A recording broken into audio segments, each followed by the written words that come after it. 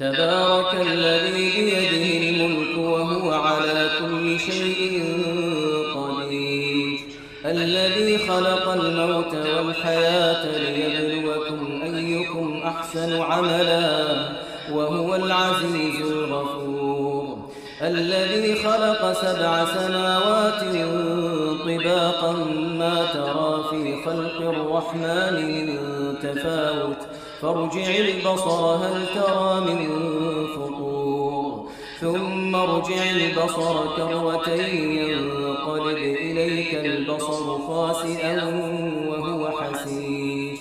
ولقد زينا السماء الدنيا بمصابيح وجعلناها رجوما للشياطين وأعتدنا لهم عذاب السعير. وللذين كفروا بربهم عذاب جهنم